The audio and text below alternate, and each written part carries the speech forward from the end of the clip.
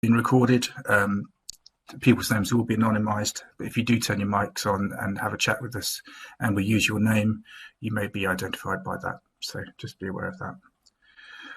As I said to people a bit earlier, my name's Chris Biggs. I work in the library, have done for many years. I generally look after open research online, ORCID, but we also have some ORCID integrations, so we've done some training and some advocacy around ORCIDs, which is why we're doing this training today for everyone. So what are we going to do today? What are we going to cover? What is it? What is an ORCID? What does it do? What are the benefits of ORCID? And then we're going to look at a little bit about the ORCID Hub, which is their website. So we're going to navigate that just to show you around the ORCID website, how you log in to register for an ORCID, and how you edit your ORCID once you've got one. And then we're going to take a little bit of time at the end just to look at how ORCID integrates with current OU systems, namely Open Research Online and Open Research Data Online, ORDO. So let's start. What is it? Well, that's it really. It's a kind of 16-digit number. That's not the end of the session, but that's what an ORCID ID is. It's a 16-digit number which is unique to an individual. And they are persistent identifiers for people who are involved in academic research. So they could be researchers or contributors. ORCID stands for Open Researcher or Contributor Identifier. So it's quite an inclusive thing. And there are about 11 million ORCIDs that have been registered. And that's an awful lot of researchers or contributors. Anyway, so in much the same way as a book might have an identifier, an ISBN, an International Standard Book Number, or a journal might have an ISSN, an International Standard Serial Number, or a research article probably should have a DOI, a Digital Object Identifier. An individual in this ecosphere can also have a persistent identifier. So an individual can have an ORCID ID.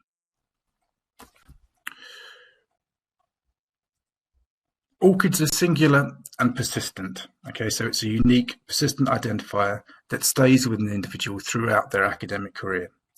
If you research in more than one areas, you should still only have one ORCID ID. And when you change institutions, you could still maintain your ORCID ID. You don't change it as you go through your career. You might come across these identifiers referred to as PIDs, and the P stands for persistent, and that's what it means. They should stay with you. Having said that, there's nothing to stop people getting more than one, and there is a problem here. So we find that where people are creating these IDs at point of need, you might get more than one. And that's a problem, but you can deduplicate them. So if you do find yourself you have more than one, you can remove one. ORCIDs are free, and that's one of the reasons why sometimes people get more than one, because they're so easy to get and you don't have to pay for them. It costs nothing to an individual to register for an ORCID, but of course it's not cost-free. These things do have a cost, and it is funded by the community, so it's not a commercial enterprise. The OU, for instance, pays an annual fee of several £1,000s to support ORCIDs, and this allows our systems to interact with ORCIDs in a particular way.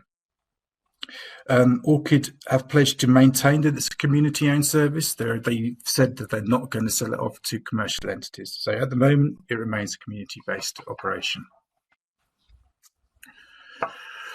ORCID IDs are private. At least, in the very least, control of an ORCID ID belongs to you as an individual researcher. No one else has the authority to use it or to do things with an ORCID ID other than yourself. It's only up to you, if you see fit, to delegate permissions to other entities to do things with your ORCID ID. So, as we say later on in the session, if you want RA to interact with it, or if you want Ordo to interact with it, you have to go in and give the permissions for that to happen. So it's not something that the institution owns, it's absolutely owned by you. So whilst connecting your ORCID to these multiple services, I would suggest is a really good thing to allow data to pass across platforms. It's entirely up to you to do, and that does involve you to do a little bit of work in order to authenticate, to give permissions to these other systems. And finally, an ORCID is open, and that's kind of obvious because it's called an Open Researcher or Contributor ID, but it's really, really important because if an ORCID hadn't been open, then it wouldn't have had the traction that it's had. ORCIDs have become quite ubiquitous, and it's the fact that it's open means that different platforms, whether they are commercial or non-commercial platforms, can use them. So you see ORCIDs in university systems, you see ORCIDs in funder systems, and you see ORCIDs in commercial publisher systems. Organizations wanting to use this data can, because it isn't proprietary. And because of this, ORCIDs have become the de facto identifier in scholarly communications. So that's briefly what an ORCID is.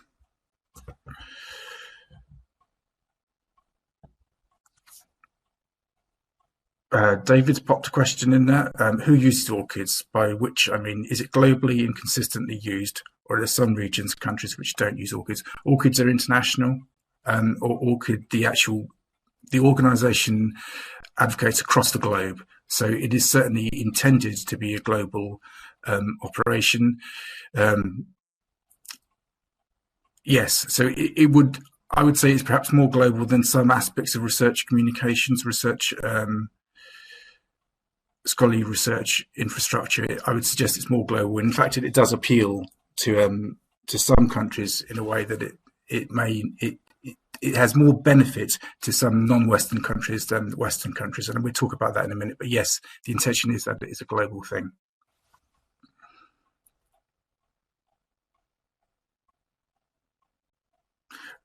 I guess the only thing I would say there then is that it may have different disciplinary take-up. We've seen that in the sciences, that's certainly been taken up quite rapidly, and it's perhaps a little bit slower in arts and humanities and social sciences, but certainly it has the intention to be a global thing, but perhaps some disciplines have been quicker to take it up than others. Hope that answers the question. I'll have a little sip of coffee. Fiona's asking the question.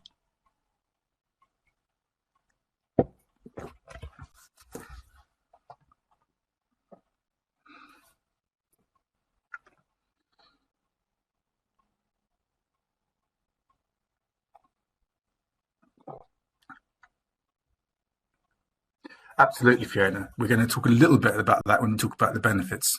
If some people have multiple names, then there's an absolute benefit to using ORCIDs. And so, yes, you preempted a little bit about what I'm going to talk about when I talk about benefits. But yes, let's move on. Any questions, pop them in the chat box and we'll pick them up. So there are, I would suggest, two main benefits to ORCIDs. And the first one is this idea about self-identification and disambiguation. And the second one is about connecting. But let's talk about this one first. So self-identification or disambiguation. The central function of an ORCID is disambiguation, and it works in two ways for two parties. So for an author or a researcher, you can assert your identity, and by that I mean self-identify as yourself. For a librarian or a publisher or someone working in the administration of research communications, it works as a disambiguation tool. Now it's the same thing, but it has two kind of benefits. And for authors, the key benefit is that, I'm going to go back to this slide. For authors, the key benefit is that if you have a relatively unique name, you may not have to worry about this. But in any system of many papers, if you have a relatively common name, you may need to identify what is yours and what isn't yours. So you may be attributed to papers that you didn't author, or you may not be attributed to papers that you did. So recently we had an example with a PGR student who shared a name with a researcher in the US, and Google Scholar had automatically associated some of their publications authored by the OU PGR to the US author, not the OU author. So we had to contact the US author to ask them to take these papers off their Google Scholar profile. So this misattribution happens when you rely on names, and when you rely on common names, that can be a real problem. And you see extreme examples of this in Google Scholar, which relies on names. For this instance, again, it's a common name, John Arthur Smith, who apparently is a researcher in music in ancient Judaism and music in early Christianity. However, none of those papers have got anything to do with that subject area. So you see here Google Scholar has simply identified this name as a common name and pushed it to this person's profile. So here, this is where this attribution of authors to works to authors has gone completely wrong.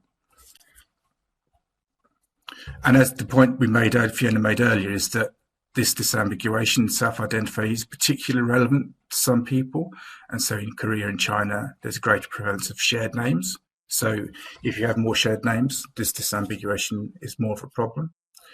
In Indonesia, people have single names. So the idea of an identifier behind a name can be particularly attractive.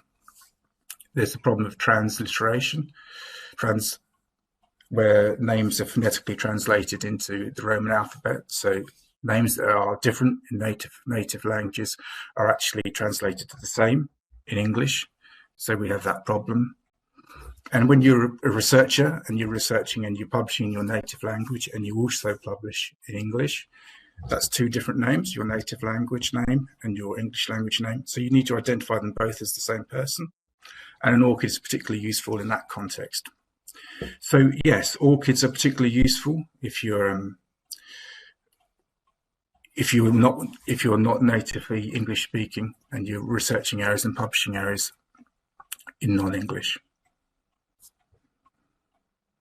So that's a bit about ORCIDs and their use in self-identification. They're useful for you if you want to assert your authorship of your papers and you want to make sure that stuff that isn't yours is not asserted to you.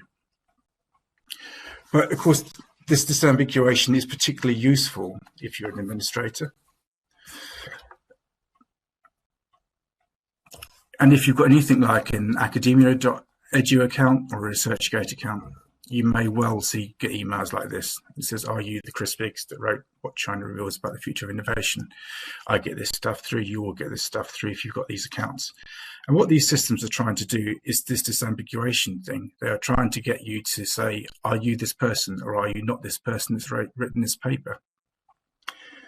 And on one level, yes, that you are trying to get yourself a sensible profile for yourself on these things, and you've only got your publications and not somebody else's publications.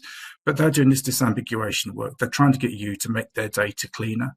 They're trying to get you to make their services better. So disambiguation and the benefits of ORCID work in two ways. You can self-identify your papers, but administrators can make sure that they've got better products. And where they're commercial products, they are better products to go to market. So there is a real monetary incentive for people to use ORCIDs as administrators, as publishers. But I'm not a publisher, I work in ORO, and in ORO we have this problem of disambiguation. There are at least 3 David Johnsons we've got in ORO. And how do we know that these are different people? How do we know which papers do we assign to which David Johnson? And that takes a lot of human work. And we make a lot of mistakes when we do this. So that's quite clear when we do this work. And so the benefit for us of an ORCID is that whenever a paper gets pushed into ORO, we know exactly who is the owner of this, which David Johnson is a co-author of this paper or the author of this paper. So that's the benefit for us. We can sort these disambiguation problems out. And we can also sort out problems like this where we have identifiers for people, but they are actually 2 different identifiers. That is the same person, Gregor Borel. And one of the identifiers, one of the UQs was when they were a PGR student, and one of the UQs was when they're a member of staff. So again, a single identifier rather than multiple identifiers benefits us immensely when we're trying to administer this data. So that's the idea about disambiguation and self-identification. It works in 2 ways. It helps the individual, the individual researcher, and it also benefits people administrating the systems where multiple papers are collected. But the second real benefit of ORCIDs is this connection idea, this plumbing kind of notion that ORCIDs allows you to do because it's open and because it can use across platforms. ORCID has the ability to connect data. So ORCID has a mantra about you add your data once and then you push it to different platforms. So an ORCID ID can connect funding systems, university systems, publishing systems, all kinds of other systems, education systems. And the idea is that once you put your data in, you connect it to your ORCID and you connect your ORCID ID to these different systems and you push data around. And it kind of has worked. We've had a lot of kind of take up of ORCID IDs. Lots of different publishers use ORCIDs, lots of different institutional systems use ORCIDs, and funder systems use ORCIDs. And it has, over the last 5 years, developed, and it continues to develop, at pace, I would suggest. And institutions are required to collect ORCID IDs. We return them to the REF, we return them to HESA. So it's something that lots of institutions, lots of entities are interested in collecting. And you also find that it's increasingly mandated. You know, not only do we recommend you use it, but publishers saying, actually, you need to do that. If you're submitting to this journal, you need an ORCID, whether you're the lead author. Normally, it's if you're the lead author, the corresponding author, but it may be all co-authors too. They will require you to get an ORCID ID. So this kind of just ties into this idea that I've suggested, is that these things benefit administrators as much as they do researchers. And finally, ORCID IDs can be used for authentication. We don't use them for authentication at the OU, but some publisher systems can use them. So you may find yourself submitting to a publisher in one of the manuscript submission systems, and you may be able to use your ORCID ID as a login rather than having another login for a manuscript submission system. Your ORCID may allow you to log in. So that's another function that ORCID can have. It's not something we do at the OU, but it's something that potentially a publisher system or another system may use an ORCID for. Okay, so that's my run through of some benefits. Let's just check some questions. Okay. Claire's, can you put ORCID on podcast? Yeah, you can put an ORCID anywhere, really. I mean, lots of systems will allow you to put an ORCID on any kind of output. And I think, yeah, definitely you can put it anywhere. Some systems will be more user-friendly in adding an ORCID ID. They will have a particular field for you to add an ORCID, but there's nothing to stop you putting your ORCID on anything.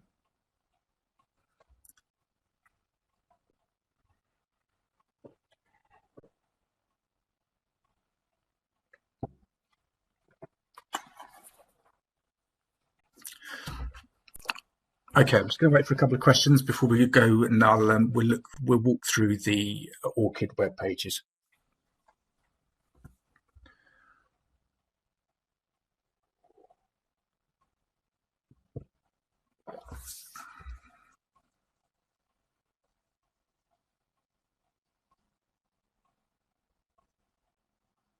That's great. Anyone that advocates for ORCID will say you put it on everything. So yeah, by all means.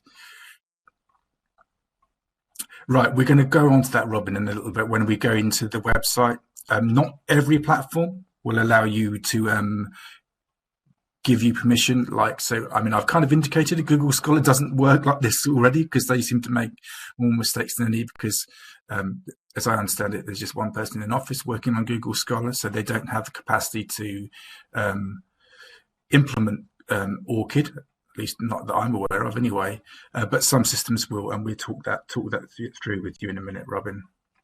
I don't think ResearchGate too, but you could probably add your ID to ResearchGate, but I don't think you can push data from ResearchGate to other systems as yet. Okay, let's have a look then.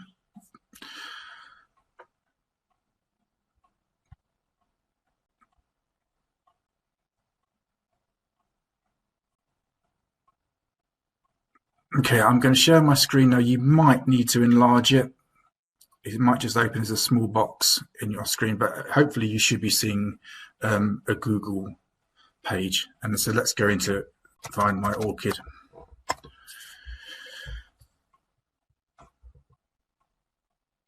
Okay, so it hasn't recognized me, which is good, so I can try and log in. So that's the ORCID web page. You can use this web page to sign in if you've got an ORCID or if you need to register. So let's try that. Now it's recognized me. So I've already got an ORCID. Okay, so I'm going to just sign in with my existing ORCID. So I've got an institutional email I've assigned to it. That's my password. If you don't have one, you can go to this page and you can click register now and register. ORCID claimed that it takes 30 seconds to sign up for one. You know, maybe it's a bit longer, but it is pretty simple. I mean, there is a lot of support on this web page, and if you're okay with using this, then you should be able to navigate this okay, and sign up and get one. I'm going to sign in, and it's going to take me to my existing profile. So this is my profile. That's my ORCID ID, and you can see that it's given you a bunch of things. Now, first thing to point out about this page is that this is my view, okay? So this is my personal view of this page, and it's not the public view. You can see here that it says preview public record. So we'll try that in a minute. But this is my page to edit, okay? So it gives me the different sections. It gives me names, biography, employment, education, qualifications, and all the rest of the stuff. And you can add things wherever you want to add here.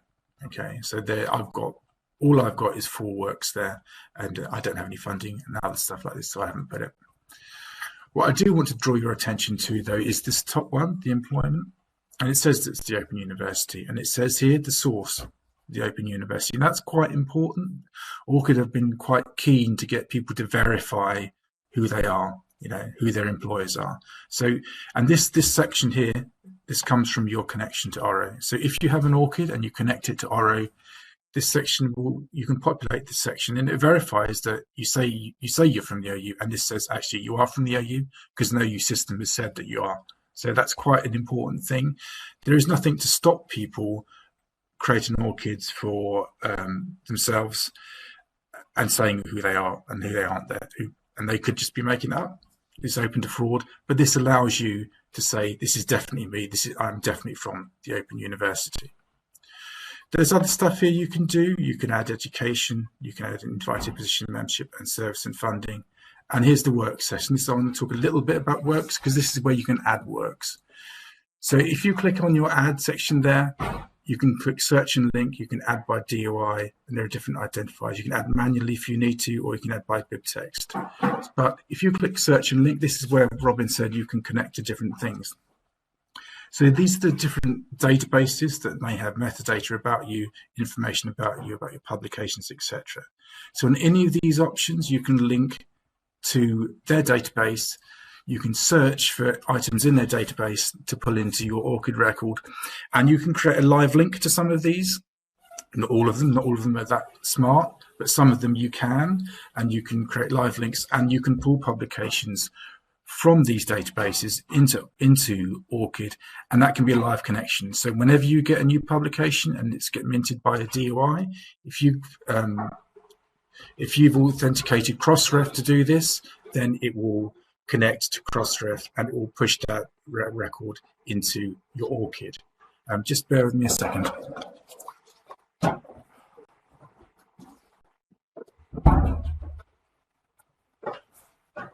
Okay, so that's how you link works. That's how you can add works and you link works with some of these connected systems. And some of these systems will be more relevant to you than others. Crossref, anything that gets a DOI, Crossref is going to go to Crossref, so that's a useful one to use. DataSite, if you've got data, that would be a useful one to use. And Scopus, I would suggest, is a good one to use as well. So that's that's one way of connecting publications to ORCID. Okay, that's that stuff. And if you can't find it, you can add it manually. Adding manually is probably last resort, but that's an option. So that's your back-end view. This is how you can edit it. And you can add emails and you can add websites. You can see I put Twitter on there if you wish to. Now that's your public view, your private view. If you want to preview your public record, you can click there and something happened I didn't expect. It takes you to your public view. Okay, so this is what anyone else can see of your record, and you can see that's shorter than the bit that I was looking at, my editing. So that only shows the stuff that has either data to show or that you've given permissions to see. Let's just go back. If I want to click edit my record and go back to that view, you can see that there is different permissions. You can see these things here that says everyone can see it. That says only trusted parties, and that says only me can see it. So if I want to, I can set these permissions at very granular level. So only certain publications I can make public if I want to.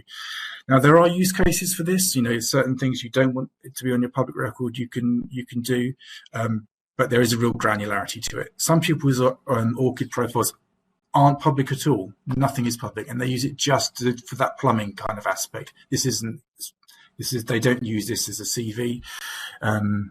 They just use it as the plumbing aspect. So you could make everything private if you wanted to, but you can make everything public. And there is this weird thing that goes on with ORCID, is this a CV or is this not a CV? And they've kind of come so far down the line to saying, actually, it looks nice enough for it to be a CV, so it can be a CV. But it was never the intention of ORCID for it to be an academic CV, but people do use it as one. And you can use it as one. So that's that. So that's the ORCID profile. I'm going to stop sharing, and I'm going to see if there are any questions about that.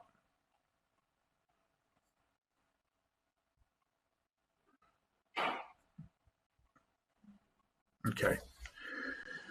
Right. Okay, let's go back then. Simona, how do I know if I've won already? I might have done in the past, I can't remember. The way to do that, Simona, is you log into the ORCID site and you use whatever you think is the email that you would have used to log in, and it will see if there's one registered with that email. And so that's the best way to do it. You have to interrogate the ORCID website to see if you've registered for one, and it will be with an email. You should be able to do that. Do I need to be an RO first? Claire asks, how do I do this, please? Yeah, we can show you that, how you connect via ORO to ORCID and connect that. That's fine. I'll go into that, Claire, in a second. I'm lost too. I have an ORCID, but I'm not familiar with the other systems. Okay, Fiona, we'll go back into ORO and we'll connect with that. Megan's already answered that question. Thanks. Brilliant. Thanks, Simone. That's great. Okay.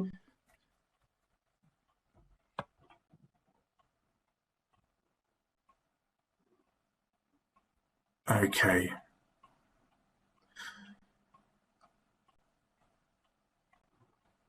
Let's just see. Okay, well, what I think I'll do then is you don't have to be an RO first, but to make that connection with ORCID and ORO, you can do. So let's just show you that now. Wrong one.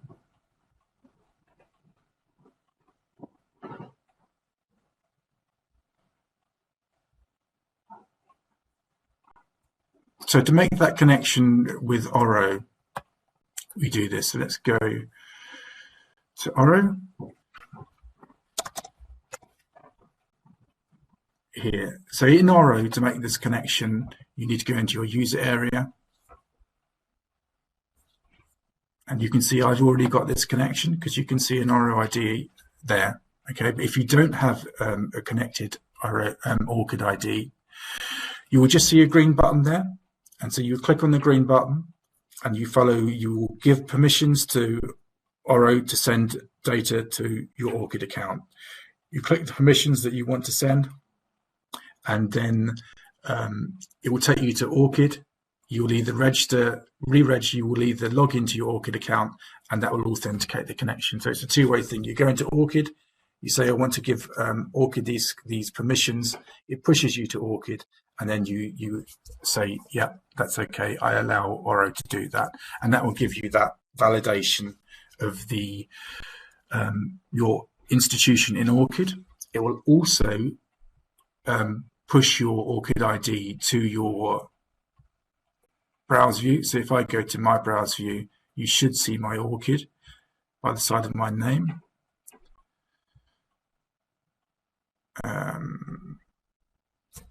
Yeah, so you can see it's got my browse view and it's got my ORCID there. So so a member of the public will be able to see that this is this person, and they can go off to their ORCID ID too. So that connection between ORO and ORCID validates your affiliation with ORCID, and it allows you to do this, which displays your ORCID.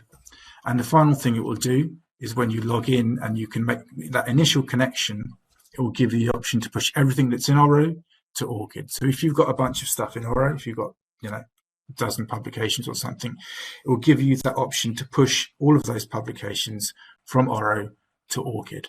That's a one-off thing, and we hope that will change over the year, and that will make it a more sophisticated connection. But at the moment, when you first log in and make that connection between Oro and Orchid, you will get a one-off option to push all your publications from Oro to Orchid.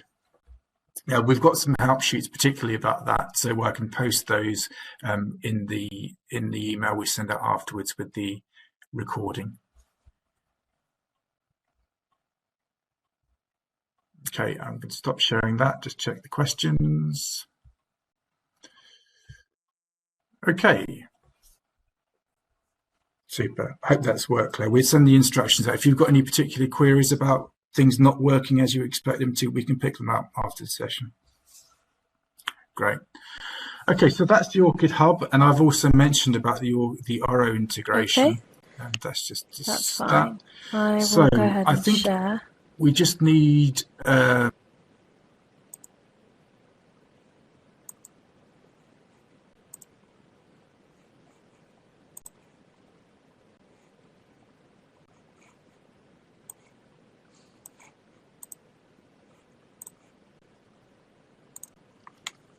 How's that? Can you see? Can you see Ordo?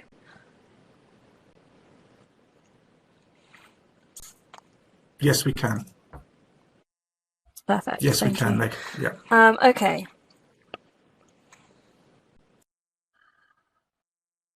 Perfect. Thanks, Chris. So this is Ordo. Obviously, I'm going to log in just in the top right here.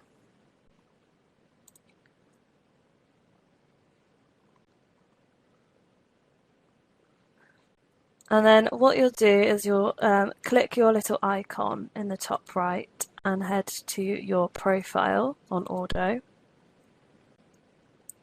And this is your profile. You have to populate this yourself. So I could put my job title in here. That kind of thing. And then as you can see, it's right at the top here, Orchid. So connect and enable syncing with your Orchid. So as you'd expect, you click on connect. No Orchid accounts connected yet, so I want to add my account.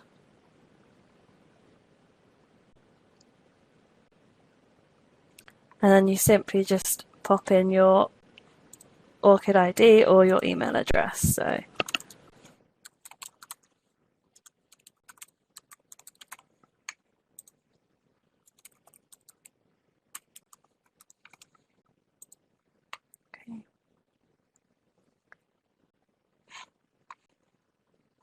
now you'll be given these three options to configure your Orchid to Ordo. We tend to recommend that you click the first option because it means that anything you have on Ordo will then appear on your Orchid profile, which is the goal of this. You can choose to do this if you want to, pull data. But we don't think it's absolutely necessary unless you're using Ordo as a public profile, so it's optional. And again, with this option here, create draft records, this means that anything in Orchid that isn't in Ordo, so anything it may recognize from Oro or anywhere else, it'll create a shell item in Ordo. So say you had a publication that wasn't on Oro, it would create a record in Ordo, but it wouldn't be a public item. And again, there's not really any kind of push to choose either of these options because Oro is our institutional repository and Ordo isn't. Ordo is just for our data. So we tend to not recommend that you choose those two. Okay.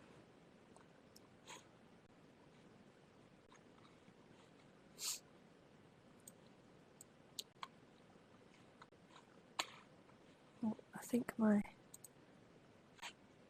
there we go. So now I can see that my Orchid is integrated here. And if I go back onto my profile, It should, yeah, just so there you can see my ORCID ID there at the top. And then if I had anything on my public profile, it would appear here too. Okay, I think that covers how to connect it to Auto. I'll stop sharing now. It's much the same process as it is with ORO. Yeah, you are authenticating one system, the OU system, to say, I want to connect to ORCID, and then it pushes you to ORCID, and ORCID says, do you want this system to connect to your ORCID? So it's just that two-way thing, and it's just slightly different buttons you press, whichever system you're using.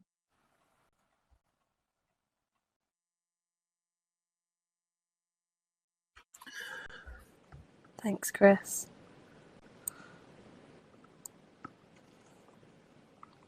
Claire's got a question there, and I think the answer is yes. I think yes, you pop the data in Ordo, you can create the podcasts, and you can link to the podcasts in Oro, or you can link to the podcast in Ordo, depending on particularly what you want to do, and then you can link your ORCID to them all. Yeah, you should, in theory, be able to link all of that data together in quite a smart way, Claire. So yes. And if you want a conversation about how exactly we do that, we can do that afterwards if you want to email us. But yeah, we should be able to put each of those things in each of the institutional systems and connect them all with their ORCID. That'd be nice. It's a nice kind of exemplar.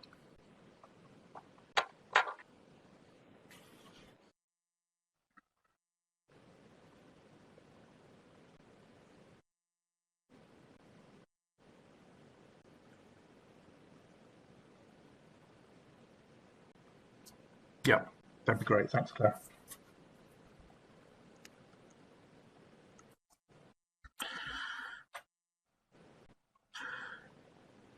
That's a good question, Robin. Whenever you look at the promotional material that ORCID sends out, they say it will make your research more visible. Now, if I had a clear example that it did that, I'd have shown you it. But I haven't got it. So I am yet to be convinced that an ORCID will, in itself, increase the visibility of your book at the moment. In theory, it should, because it's a connector that it's a persistent identifier that will allow things to connect across systems. So in theory, it should. In practice, I couldn't give you a definite example of how that works. So I would say, yeah, in theory, it's a great idea, and do it, and link to the systems. But I couldn't give you like I said, I couldn't give you an example. Say this is how it works. This is how it's absolutely going to work for you, Robin.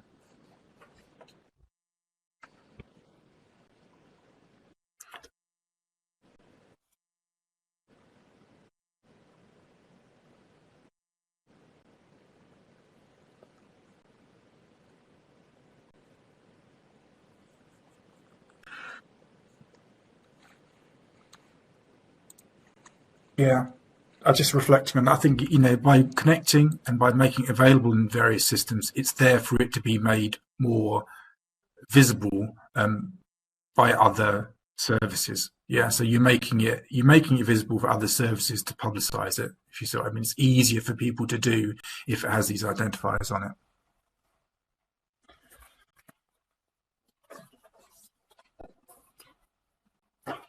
Okay, I hope that's kind of made sense. Sorry, I had a distraction halfway through. I hope that wasn't too obvious. But if there's any other questions, pop them in the chat box. Or if you want to follow it up, you can email us afterwards.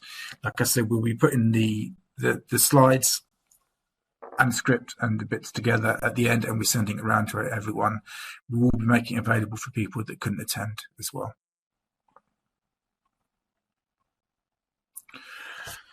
Okay. Anything else, I Meg? just wanted to ask everyone if they would mind filling out our training feedback form, if possible, please. I'm just popping the link in the chat here. It just really helps us to consistently review and work on our training and make sure that we're giving you guys what you're looking for. So I'll pop the link there.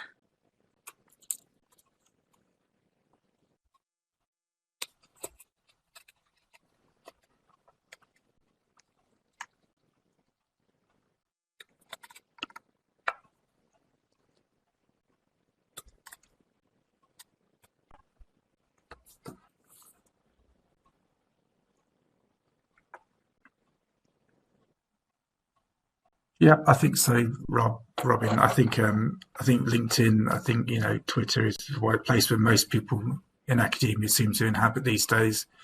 So yeah, Twitter, LinkedIn. Yeah, and ResearchGate is still really, really popular, isn't it? So those types of areas.